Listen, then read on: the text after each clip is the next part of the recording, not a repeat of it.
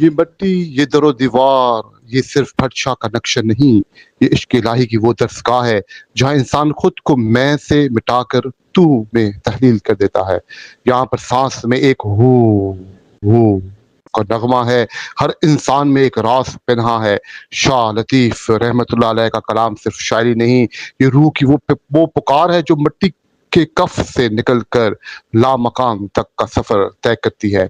ذرا اس تنبورے کی تار کو دیکھیے، یہ کیسے جدائی کا درد اور وصال کی امید بیان کر رہا ہے۔ یہ تار نہیں، یہ عاشق کے دل کی دھڑکن ہے جو اپنے محبوب کو پکار رہی ہیں۔ اس دربار میں آ کر دنیا کا ہر فلسفہ،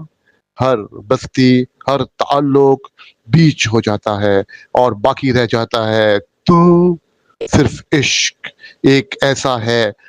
بے لوث، ایک ایسا بے لوث عشق جو نہ جنت کی طلب رکھتا ہے نہ دوزخ کا خوف، بس اپنے مالک کی رضا میں گم ہو جانے کا جذبہ ہے۔ یہ آستانہ ہمیں یہ سکھاتا ہے کہ زندگی کا اصل حاصل یہی ہے کہ انسان فنا کے راستے پر جا کر بقا کا راز پالے اور اپنے پورے وجود کو عشق کے رنگ میں